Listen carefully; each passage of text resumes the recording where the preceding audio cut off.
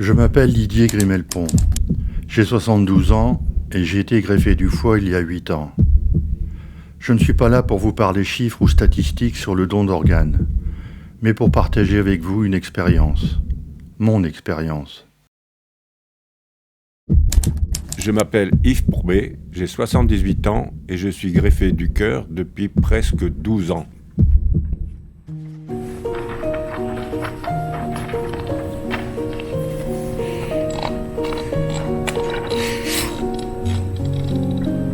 C'était fin 2015. J'avais une toux persistante depuis plusieurs semaines. Rien de grave a priori. Mon médecin me conseille de faire une endoscopie pour examiner les voies respiratoires. À mon réveil, je vois le visage inquiet de l'opérateur. Il y a dans ses yeux une gravité qui m'inquiète. Je lui pose la question de savoir si tout va bien. Il me répond « Je crois que vous avez un problème avec votre foie ». Le mot « problème avec le foie » résonne en moi comme un mauvais pressentiment, et soudain, je sens mon corps se figer. Les semaines qui suivent sont une spirale d'examens.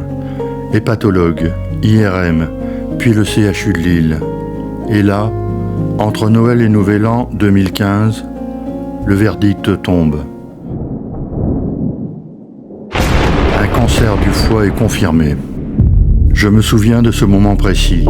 C'était comme si le bâtiment s'écroulait, et de cette peur, la peur de la mort qui me saisit et me glace jusqu'aux os. Le professeur, avec une immense empathie, m'a parlé d'espoir. Il m'a parlé de greffe, un mot qui, à cet instant, était mon seul rayon de lumière dans une obscurité totale. En 1985, je roulais encore fièrement avec le club de vélo de Sante. Le vélo, c'était ma respiration, mon échappée. Mais petit à petit, quelque chose a commencé à clocher. Je n'arrivais plus à suivre. Les autres s'éloignaient, leur silhouette se faisait petite au loin. Et moi, je restais là, essoufflé, en décalage. Je me souviens du mélange de frustration et d'inquiétude. Je ne comprenais pas ce qui m'arrivait. Puis est venu le diagnostic. Un mot long, froid, qui me gifle encore aujourd'hui quand j'y pense. Cardiomyopathie dilatée à coronaire saine.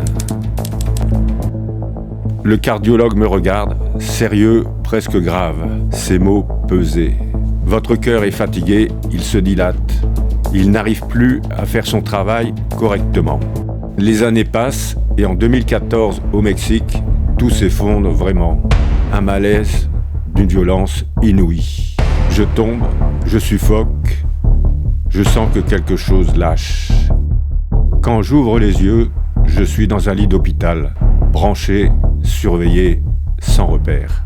3 semaines à Mexico, 3 semaines d'attente, de peur, de solitude aussi, si loin des miens. Puis un jour, une équipe médicale française arrive. Ils m'expliquent qu'on me rapatrie.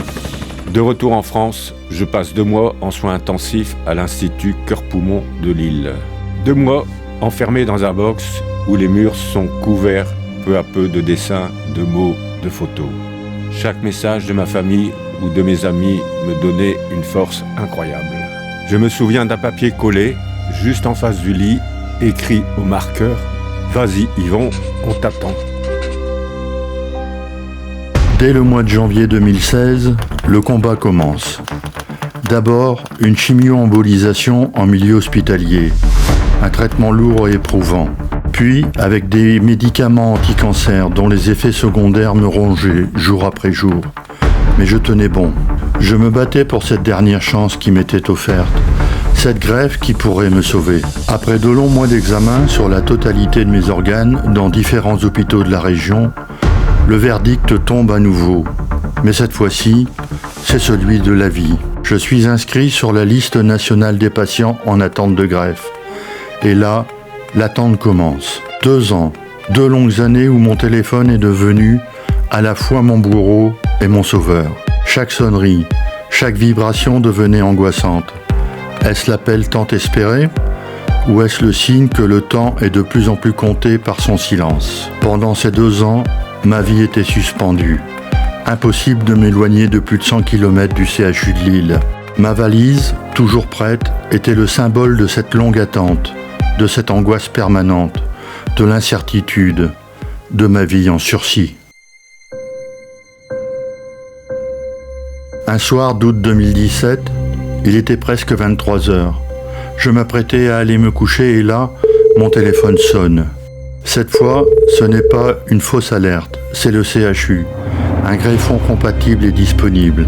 Il faut venir tout de suite. Ma valise était prête depuis des mois. Nous nous sommes précipités, mon épouse et moi, vers cet hôpital plein d'espoir. Arrivé aux urgences du CHU, l'équipe médicale m'attendait. Dernière vérification de compatibilité durant la nuit.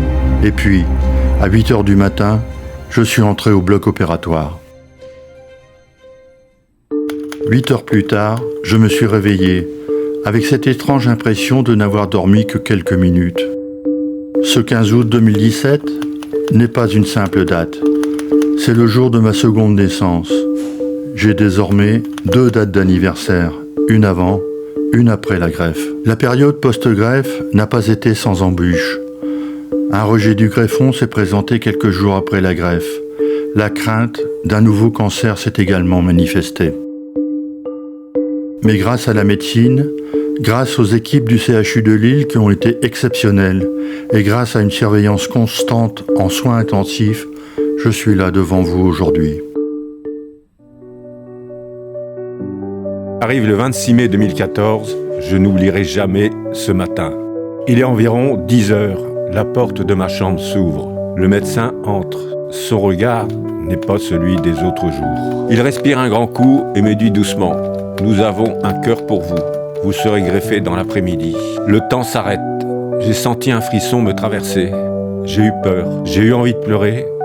J'ai eu envie de vivre, tout en même temps. Ma première réaction, appeler mon épouse, entendre sa voix, lui dire que peut-être j'allais revenir à la vie. L'opération menée par le docteur André Vincentelli et toute l'équipe de l'Institut Cœur-Poumon m'a offert ce miracle, un nouveau cœur. Ensuite, il y a eu une rééducation longue, exigeante, mais chaque pas était un pas vers la vie.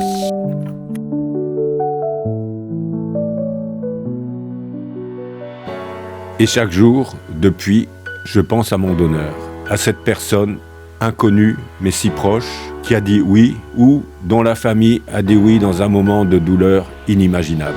Grâce à elle, grâce à eux, je vis. Je vis pour ma famille, pour mes proches, pour tous ceux qui m'ont attendu.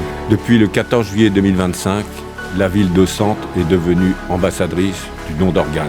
Et je veux répéter un message essentiel, si on ne s'y oppose pas, nous sommes tous donneurs et nous pourrons tous sauver des vies. Si je suis là aujourd'hui, ce n'est pas seulement grâce aux incroyables avancées de la médecine, c'est aussi et surtout grâce au courage d'une famille. Une famille qui, dans le deuil, a eu la force de dire oui au don d'organes de leurs proches décédés subitement.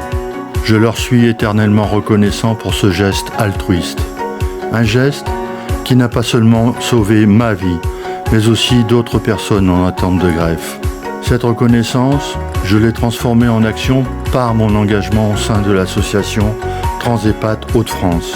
Notre mission est simple, accompagner les patients en attente de greffe ou déjà greffés. Sensibiliser le grand public à l'importance de parler de son choix concernant le don d'organes. Ne laissons pas nos proches dans l'incertitude d'une décision cruciale à prendre dans l'urgence. Alors je vous en supplie, prenez le temps d'y penser. Prenez le temps d'en discuter au moins une fois avec vos proches. Que votre choix soit oui ou non, l'important est de le faire connaître. Comme le dit si bien la devise du ruban vert, l'insigne officiel du don d'organes, entre proches, on se le dit.